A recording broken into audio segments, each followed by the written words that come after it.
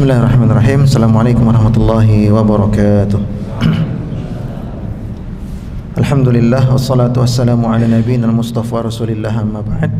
Kita lanjutkan pembahasan kita bagian akhir dari bab tentang ad-damu nabi, yaitu bab tentang lauk yang dimakan nabi, ya. Kita memasuki hadis-hadis terakhir dari bab ini.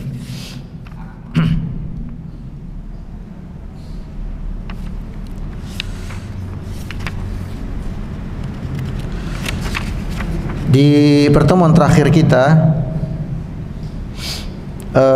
sampai pada kisah bahwa sebahagian sahabat-sahabat muda itu datang kepada saudari Nabi, yaitu saudari sepupu Ummu Munzir, ya. Kita bacakan hadisnya. Hadis 178. Diriwayatkan dari Salma. Salma ini adalah salah seorang dari sahabiah yang lama membersamai keluarga Nabi, ya, sudah uzur juga usianya, sudah sepuh. Dan dia adalah mantan asisten rumah tangga, ya. Salma bercerita, Annal Hasana ibn Ali, bahwa Hasan bin Ali Ibn Abbas dan Abdullah bin Abbas Ibn Ja'far dan Abdullah bin Ja'far atauha, mendatangi dirinya. Jadi ini Salma cerita, ada 3 orang bocah remaja mendatangi saya, ya, yaitu Hasan bin Ali, anak dari Ali sekaligus cucu dari Nabi. Kemudian Abdullah bin Abbas, ya, sepupu Nabi, dan Abdullah bin Ja'far, sepupu Nabi, datang kepada Salma. Nenek-nenek, sudah sepuh banget.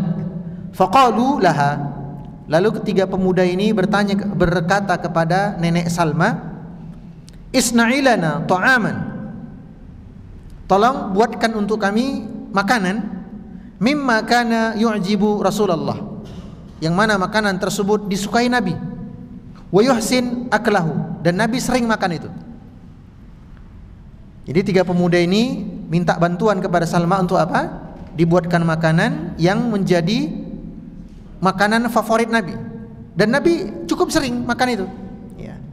Faqalat, maka Salma berkata, ya bunai, kalau bahasa kita leh gitu, ya, cu, nah, la tashtahil yaum, aduh, makanan yang kami makan di masa Nabi udah nggak cocok untuk zaman sekarang, ya, nggak cocok lagi lah. Nah. Qala bal isna'ihi lana, nggak apa-apa, nggak apa-apa, tolong buatkan untuk kami pengen merasakan vibe-nya. Qala, maka Salma berkata, waktu dia bercerita kepada perawi hadis, faqamat, lalu aku pun berdiri, fa khadat syai'an min sya'irin fatahanathu, kemudian aku mengambil beberapa ciduk, ya, biji gandum yang, ya, gandum yang gandum yang, ya, low quality, ya, gandum yang, ya, kualitas yang kurang bagus, ya. Thumma ja'alnahu fi qidir, lalu gandum tersebut dikukus, ya, di sebuah panci. Wasabat alaihi syai'an, lalu ditambahi beberapa rempah atau bumbu, di antaranya zait, yaitu minyak zaitun, wadaqqatil fulful, dan beberapa butir fulful, wat tawabil, dan beberapa butir tawabil. Ini semua bumbu-bumbu. Wallahu alam. Fulful dan tawabil ini kalau bahasa kitanya apa? Ya, tapi yang jelas ini bagian dari mungkin cengkeh, mungkin kayu manis dan semisal itu, ya. Mungkin ketumbar dan semisalnya. Setelah jadi, faqarrabatuhul ilaihim, maka aku hidangkan kepada 3 bocah ini. Ya. Faqalat, maka Salma berkata, hadza mimma kana yu'jibun nabi. Inilah makanan yang disukai oleh Nabi. Bisa dibayangkan enggak? Gandum yang kurang bagus kualitasnya, ditumbuk kasar, lalu dikukus, kemudian dikasih minyak zaitun, mungkin dikasih ketumbar atau merica dan semisalnya. Mungkin bagi kita ya memang gak masuk rasanya. Makanya Salma berkata, aduh kalau untuk generasi kalian ini gak cocok. Tapi karena mereka memaksa, ya sudah dihidangkan. Maka Salma berkata, ini loh makanan yang paling sering dimakan Nabi dan beliau menyukainya.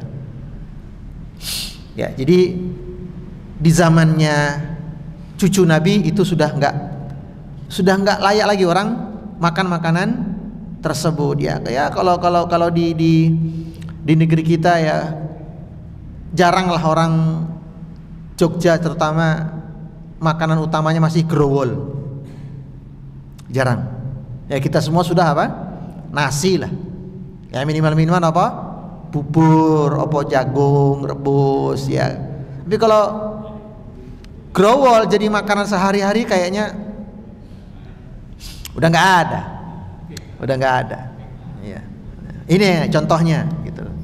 Dan kayaknya remaja sekarang udah ditanya makanan favorit mau apa oleh growol mbah, kayaknya nggak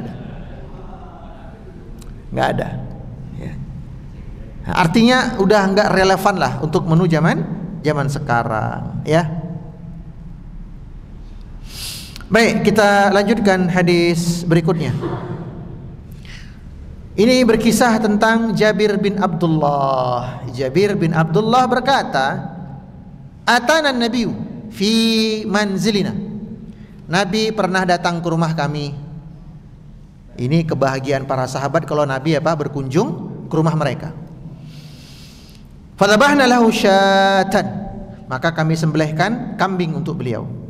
Faqala, maka Nabi berkata, ka'annahum alimu ana nuhibbul lahma. Kayaknya mereka tahu banget kalau aku suka daging kambing. Nah, kita bacakan kisah lengkap dari hadis ini ya. Ini hadisnya sebenarnya panjang, coba kita ceritakan biar ada faedah-faedah pelajaran kita ambil. Diriwayatkan dari Jabir, ataitun nabi asta'inuhu fi daini kana ala abi. Aku pernah datang kepada Nabi untuk minta tolong dibantu menyelesaikan masalah hutang piutang bapakku. Nah, bapaknya namanya Abdullah bin Haram. Abdullah bin Haram ini wafat ketika perang Uhud. Dan dia wafatnya 2 kali. Gimana wafat 2 kali? Jadi ketika dia meninggal, Allah Azza wa Jalla memberikannya kehidupan sekali lagi. Tapi enggak kemudian terus berdiri, enggak, cuma sadar gitu ya. Kemudian diutuslah malaikat untuk bertanya kepada Abdullah bin Haram, kau minta apa? Ini udah mati nih, udah mati, kemudian dibangkitkan sesaat, ya. Lalu ditanya, kau mau apa?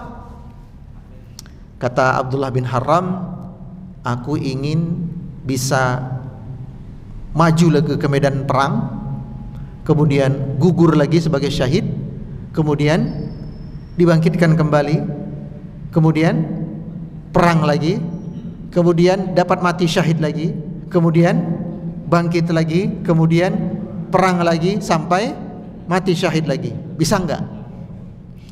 Kata malaikat, kayaknya enggak bisa kalau itu. Ada yang lain? Dia berkata, enggak ada, itu aja maunya saya. Oh ya sudah. Kalau begitu keputusan Rabbmu sudah selesai bahwa engkau diwafatkan. Ya. Nah, ini Abdullah bin Haram bapaknya.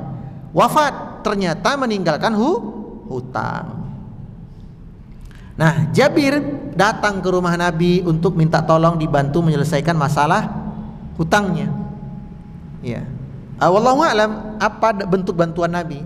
Karena di kisah ini tidak dijelaskan. Bisa jadi Nabi membujuk orang yang menghutangi ini untuk menunda jatuh tempo. Bisa jadi, satu. Atau kemungkinan yang kedua, Nabi minta kepada si penghutang ini agar masa cicilannya diperpanjang. Artinya begini, hari ini bayar 30%-nya, kemudian bulan depan 30%-nya, bulan depan lagi dilunasi. Nah, Nabi minta tenornya itu loh, ya. Atau dalam bentuk yang lain, apa itu?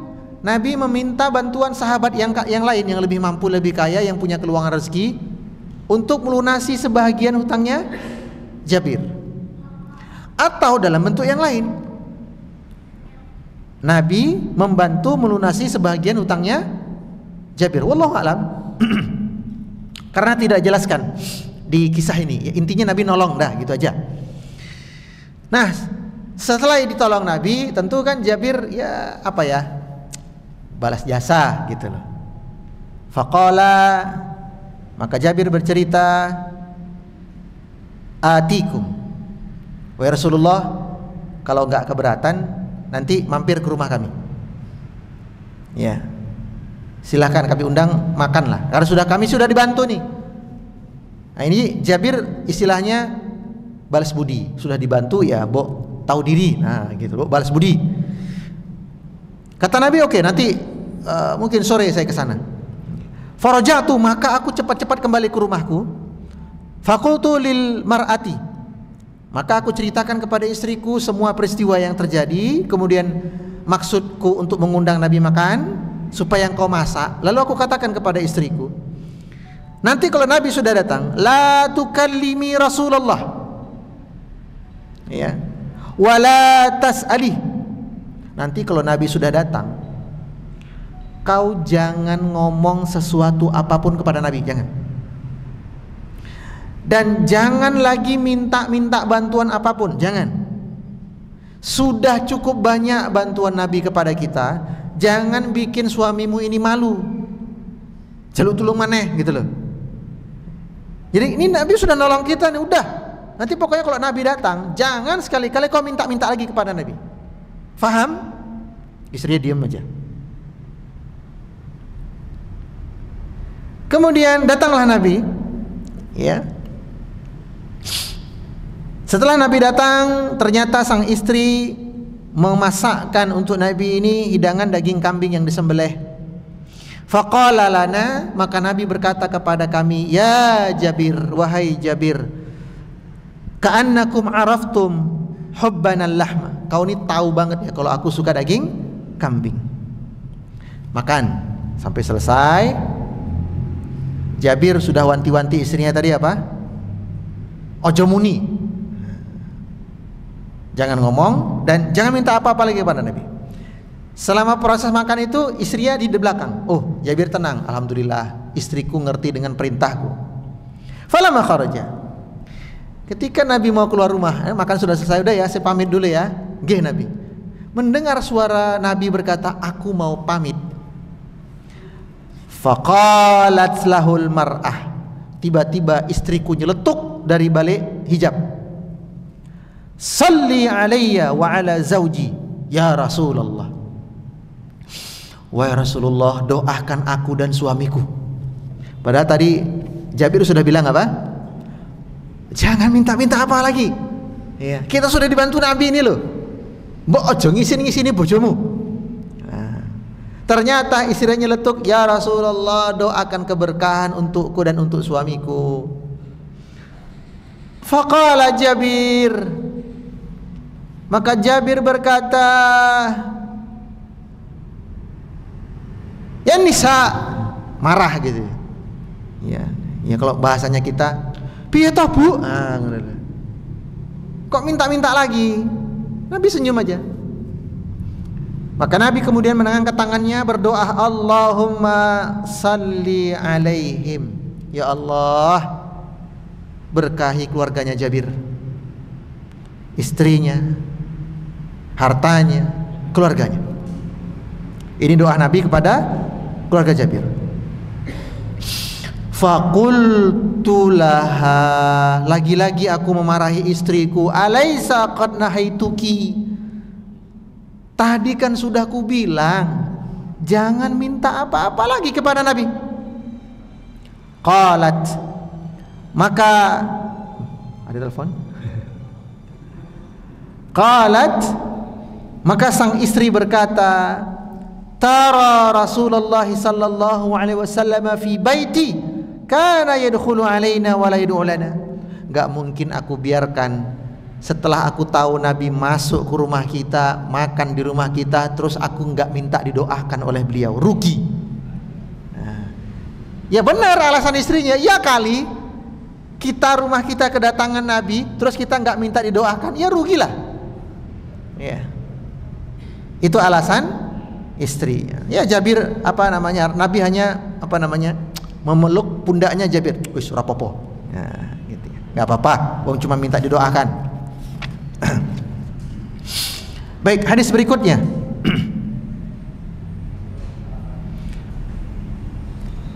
Diriwayatkan dari Ummu Munzir, bibi Nabi. Qalat, ia bercerita, dakhala alayya Rasulullah sallallahu alaihi wasallam wa ma'ahu Aliyun. Nabi pernah datang ke rumahku, katanya sang bibi, dan bersamanya Ali bin Abi Thalib. Coba lihat susunan kalimat ini. Ini adab mulia para sahabat dan sahabiah. Apa yang mereka katakan? Nabi pernah datang ke rumahku dan bersamanya ada Ali bin Abi Thalib. Kira-kira beda nggak kalau saya diubah kalimat dari Ummu Munzir ini? Suatu hari Ali datang kepadaku, bersamanya ada Nabi. Kira-kira yang lebih sopan yang mana?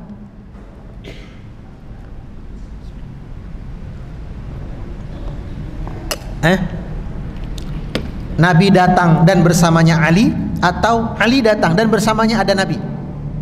Mana yang lebih sopan? Yang lebih menjaga wibawa Nabi? Yang mana? Kira-kira A, Nabi datang dan bersamanya ngikut Ali, atau B, Ali datang ternyata bersamanya ngikutlah Nabi? Mana yang lebih sopan, A atau B? A. Nabi disebutkan sebagai tamu yang utama, Ali penyerta, pengikut. Nah, makanya di semua hadis di kitab ini yang menceritakan kedatangan Nabi bersama para sahabat atau sahabat, Nabi dulu disebutkan, baru kemudian sahabat yang mengiringi. Bukan sahabat yang disebutkan duluan, Nabi yang mengiringi, enggak. Ini adab, ya. Bersamanya Ali. Walana dawalin mu'allaqah. Dan kebetulan di rumahku, ya, ada kalau pisang itu tandon, ya betul ya, tandan ya. Yang satu ini apa namanya? Tandan kah? Tundun kalau bahasanya. Kalau di Medan setandan. Kalau di sini tandan itu tampungan air ya. Tandon. Kalau di Medan setandan namanya. Kalau sisir kan ini sisir. Ini beberapa sisir itu apa namanya? Tundun kan? Nah, jadi kebetulan di dinding rumah kami tergantung setundun kurma. Mu'allaqah, tergantung. Qalat, lalu Ummu Munzir bercerita, berkata, faja'ala Rasulullah sallallahu alaihi wasallam ya'kul wa Aliyun ma'ahu ya'kul. Nah, Nabi kemudian makan beberapa butir kurma dan Ali ikut-ikutan makan. Ali ikut-ikutan makan. Waktu kami belajar ini sekitar berapa 19 tahun yang lalu gitu ya. Di sini dikuatkan perkiraannya adalah Nabi makan sambil berdiri karena kurmanya tergantung gitu loh. Nah, berarti makanan sambil berdiri. Dan ini tidak menjadi kebiasaan Nabi, artinya bisa dihitung dengan jari. Selama Nabi hidup makan sambil berdiri, ngicip gitu loh, 3-4 butir kurma. Tapi ingat sekali lagi, ini bukan menjadi kebiasaan Nabi ya, sekali-sekali saja. Dan Nabi dan Ali ikut makan bersama Nabi. Faqala Rasulullah sallallahu alaihi wasallam li Ali. Lalu Nabi berkata kepada Ali, "Mahu ya Ali? udah cukup wahai Ali, ojo kokehan. Ya, jangan kebanyakan wahai Ali. Jadi dimarahi Nabi. Kenapa? Ada alasannya loh, ada alasannya. Fa innaka naqatun. Kau tuh baru sembuh sakit perut. Ojo malah bawa kokehan, mangan meneh. Kok malah tambah sakit. Maka Ali pun diam. Fajalasa Ali. Ali kemudian duduk karena dimarahi Nabi. Wan Nabi yakul. Nabi lanjut makan beberapa butir lagi. Qalat, kemudian Ummu Muzir berkata, faja'altu lahum silqan wa sya'iran. Kemudian aku hidangkan apa namanya ya, bubur sayur. Kalau bahasa kita apa ya, bubur sayur ya. Jadi sayur yang dipotong, diiris-iris, dibubur pakai bubuk tepung gandum. Ya. Apa di sini? Ya pokoknya bubur yang dicampur sayur lah, gitu ya. Sayuran. Jadi nasi lembut kalau bahasanya kita ya. Ini tapi dari tepung gandum. Nah, Nabi berkata kepada Ali, faqala Nabiyul Ali, Nabi berkata kepada Ali, min hadza fa'asib fa inna hadza awfaqulak. Ini kalau kau mau makan banyak bubur aja. Kenapa? Karena bubur lebih cocok untuk orang yang baru sembuh sakit perut. Nah, ternyata Nabi sudah tahu loh. Jenengan kalau sakit, enaknya makan apa? Sakit perut, nyari bubur kan? Nabi nggak pernah kuliah kedokteran, tapi Nabi tahu betul orang yang sakit pencernaan, ya baiknya makan yang lembut-lembut, ya, jangan yang keras-keras. Kurma kan keras gitu loh, perutmu belum siap. Makanya orang sakit di rumah sakit itu makanannya gimana? Ya bubur, gitu loh. Bubur. Dan di sini Nabi mencegah Ali untuk makan banyak karena baru sembuh sakit. Makanya para ulama mengatakan mayoritas penyakit di tubuh kita itu semuanya, mayoritasnya kebanyakan gara-gara urusan perut. Diare gara-gara apa? Perut. Masuk angin, perut. Asam lambung, perut. Ginjal, di perut. Tipes, di perut. Nah, ini saya punya pengalaman ini. Saya umroh bulan apa sebelumnya ya? Sebelumnya Juli, sebelumnya lagi bulan apa? Ada yang ingat? Mei kali ya? Kayaknya Mei, pasca lebaran. Selesai prosesi umroh, kita di Madinah dulu, kemudian umroh di Mekah. Nah, malamnya saya tepar. Sebenarnya pas keberangkatan dari Madinah mau ke Mekah itu sudah meriang banget. Tapi karena ini tugas, bismillah ya kan, saya temani jamaah sampai selesai prosesi umroh, sampai tahallul potong rambut, kemudian kembali ke hotel. Jam 2 dini hari nyampe hotel. Saya langsung tumbang. Saya terbangun azan Isya. Saya tertidur jam berapa? Jam 2 sebelum subuh. Bangun jam 8:30 azan Isya. Dan itu dalam keadaan menggigil, badan panas. Ketika mutawif kami datang, dia kaget dengan keadaan saya kok pucet gitu ya, kemudian selimutan. Padahal AC cuman pelan banget AC-nya. Kenapa Ustaz? Kata mutawif. Nggak tahu nih, kayaknya demam. Ya sudah, dia setiap di resto matam dibawakan bubur kacang hijau, pisang, bubur kacang hijau, pisang, bubur-buburan. Ternyata dipanggillah perawat untuk ngecek keadaan saya. Vonis pertama adalah gejala tipes, karena gejalanya mengarah ke sana semua, mencret, masuk angin, lemes, badan sendi lemes, linu-linu semua. Kemudian diare Pak, tipes Pak. Baik, saya disuntik 6 suntikan vitamin merah, wah macam-macam, adrenalin. Jadi saya seger, karena 1 hari lagi mau pulang ke Indonesia. Sebab kalau sakit kan nggak boleh terbang ya. Nah, jadi dipaksa sehat gitu loh. Tapi dia bilang nanti Pak sampai Indonesia wajib opname. Saya nyenyel, nggak opname saya, cuman tidur aja di rumah 2 hari. Hari ketiga masuk kerja, belum, ternyata baru setengah hari tumbang. Karena tipes itu sebulan kan baru sembuh kan. Nah, oke lah, saya izin lagi 3 hari, masuk hari berikutnya. Saya merasa agak seger nih badan, kok agak seger ya gitu loh. Karena beberapa hari makannya bubar terus. Dan saya stres juga bikin sakit ya kan. Saya pengen sembuh ini. Kebetulan di depan sekolahan anak saya jualan lontong sayur pedes. Pengen saya, wah cocok nih lontong sayur. Orang Medan kan suka kalau saya pedes ikan. Pesan lah kuahnya merah, kemudian kasih telur balado yang merah pakai sambal. Lupa dengan penyakitnya ya kan? Makan. Setengah jam setelah makan, kayak air terjun Mbak, diarenya parah.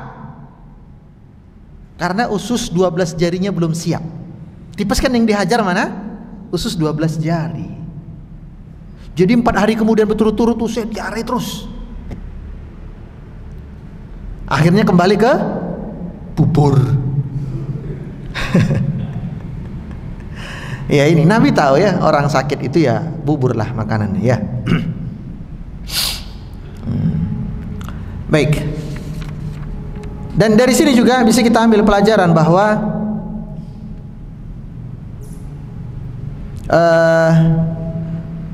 orang sakit itu jangan dipaksa untuk makan banyak. Ya, orang sakit itu jangan dipaksa makan banyak. Bahkan dipaksa makan pun jangan, kalau enggak urgent banget. Apalagi sudah ada infus kan pengganti makanan ya tuh. Jangan dipaksa banget untuk makan. Kadang kita begini nih, anak pas sehat minta makanan apa? Ning omah ono iki. Begitu sakit arep mangan opo le. Lah, namanya orang sakit kan enggak selera toh. Ditawarin sate gelem ora? Apa geleme apa tak tukokke ben mari ngono lho. Pas sembuh enggak ora ditukokke. Pas sehat ora tau ditukokke, pas sakit malah ditawar-tawari. Kalau sakit ditawarin akhirnya dibeli, yang makan adiknya yang sehat. Bukan dia yang sakit. Jadi orang sakit jangan dipaksa banyak makan ya. Khair. Hadis berikutnya 182. An Aisyah ummul mukminin, dari Aisyah ummul mukminin dia berkata, kana Nabiyyu sallallahu alaihi wasallam ya'tini fayaqul, Nabi pernah datang ke rumahku kemudian bertanya, "Aindaki ghadaun?" Wahai Aisyah, ada sesuatu untuk sarapan kita pagi ini? Fa aqulu, maka aku katakan kepada Nabi, la, gak ada apa-apa di rumah. Ya, tidak ada apa-apa di rumah.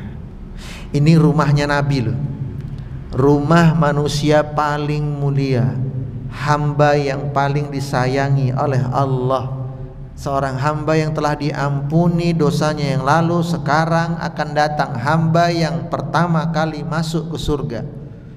Ternyata ketika bertanya kepada istrinya, apa ada sesuatu di rumah kita untuk sarapan? Enggak ada apa-apa. Ya, ini mengajarkan kepada kita untuk banyak-banyak bersyukur.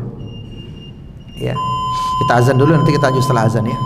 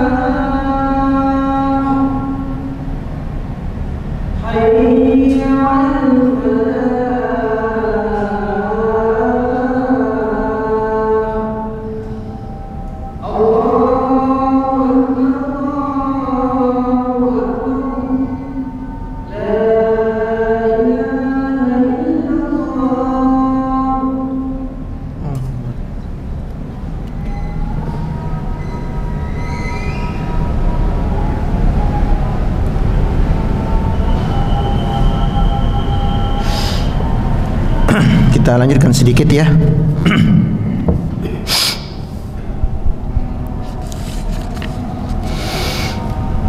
Maka Aisyah berkata, nggak ada apa-apa di rumah kita. Fayaqulu, maka Nabi kemudian bersabda, inni shaim. Ya sudah, kalau gitu hari ini saya puasa. Nah, ini kebiasaan Nabi ya. Kalau di rumah nggak ada apa-apa, ya udah lanjut puasa. Daripada uring-uringan, ya mending puasa jadi ibadah gitu loh. Tapi perlu diingat, ini dengan catatan pas di masjid nggak makan burjo, Pak. Di masjid nggak ada Jumat berkah makanan gitu loh. Jadi jangan pula di masjid ikut kajian Ahad subuh atau kajian Jumat subuh, ya kan? Setelah kajian makan bubur ayam, teh panas, kemudian pulang ke rumah, Bu, ada sarapan nggak? Waduh, nggak ada apa-apa, Pak. Ya sudah, saya puasa. Ya ora iso. Nah, wis wareg sik soalnya. Ya. Ini dengan catatan apa? Setelah azan subuh tidak mengkonsumsi apapun gitu. Kemudian Aisyah bercerita lagi, fa'atani yauman. Suatu hari lagi Nabi pernah datang ke rumahku selepas sholat subuh. Fakultu, lalu aku katakan kepada Nabi, ya Rasulullah, innahu uhdiyat lana hadiyatan. Ya Rasulullah, ada hadiah nih untuk kita, ya berupa makanan. Qala mahi. Lalu Nabi bertanya, makanan apa? Qultu haisun. Maka aku berkata, yaitu haisun. Haisun di sini dijelaskan adalah kurma yang dicampur dengan keju atau zaitun. Ya. Namanya haisun. Qala, maka Nabi menjawab, ama inni asbahtu shaiman. Sebenarnya tadi subuh aku udah niat puasa. Tapi karena sini ada makanan, ya sudah, thumma akala, Nabi kemudian makan. Nah ini kalau puasanya puasa sunnah kemudian dihidangkan makanan, maka yang paling afdolnya apa? Batalkan puasa. Ya, kalau puasanya puasa sunnah, apalagi yang menghidangkan istri, Pak, ojo macam-macam. Pak, apa Bu? Kebetulan aku wis masak iki. Duh, aku poso yang kowe wae, walah. Ya, kan puasanya puasa sunnah gitu loh. Ya kan? Nah, jadi kalau tidak ada kepentingan banget untuk melanjutkan puasa, batalkan puasanya. Ya. Demi menyenangkan orang yang punya hajat. Ya, orang yang menghidangkan makanan ya.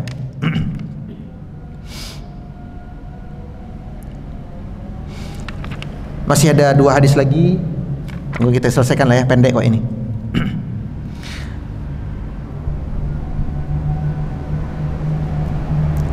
An Yusuf bin Abdullah bin Salam, dari Yusuf bin Abdullah bin Salam. Nah, bapaknya itu sahabat, dulunya adalah pendeta Yahudi, Abdullah bin Salam. Ya, punya anak namanya Yusuf. Yusuf berkata, ra'aitun Nabiy sallallahu alaihi wasallam akhadha kisratan min khubzil syair. Nabi mengambil sepotong roti gandum yang kering. Fawada'a 'alaiha tamrah. Lalu di atas roti gandum kering tadi ditaruh kurma. Kemudian Nabi berkata, hadhihi idamun. Roti gandum itu cocoknya lauknya kurma. Ya. Itu gitu aja makannya Nabi, enggak repot-repot, ya, simple. Terakhir 184 di hadis di bab tentang lauk makan Nabi. Ya, hadis terakhir. An Anas bin Malik, dari Anas bin Malik, anna Rasulullah sallallahu alaihi wasallam kana yu'jibuhu thufal, bahwa Nabi sallallahu alaihi wasallam sangat menyukai thufal. Apa itu thufal? Nanti kita jelaskan. Qala Abdullah, kemudian Abdullah Ibnu Abbas berkata, Abdullah Ibnu Umar berkata, yakni ma baqiya minat ta'am. Ats-tsufl adalah sisa-sisa remahan makanan. Ya, sisa-sisa yang ada di dasar apa, kuali. Kuali bahasanya kita apa? Penggorengan ya. Kalau kami bilangnya kuali, di sini bilangnya apa? Penggorengan kan? Fry pan atau semisalnya lah, gitu ya. Nah, Nabi, saya pribadi ya, kalau istri goreng udang, yang saya incar pertama yang kering-kering di itu loh, yang asin-asin hitam-hitam itu tuh ya. Udang udah diangkat nih, udah dimatiin kompor, nah minyaknya ditiris, nah itu, yang kering-kering lengket itu, wah itu takrok itu, makan pakai nasi panas, wah asin, wah. Nah, Nabi ternyata suka itu, thufl, ya. Jadi sisa-sisa makanan yang menempel di wadah panci makanan, ya. Nah, Allahu taala alam bisawab. Insyaallah berikutnya kita bahas tentang cuci tangannya Rasulullah sebelum dan setelah makan. Ya, subhanakallahumma wa bihamdika, asyhadu an la ilaha illa anta, astaghfiruka wa atubu ilaik. Assalamualaikum warahmatullahi wabarakatuh.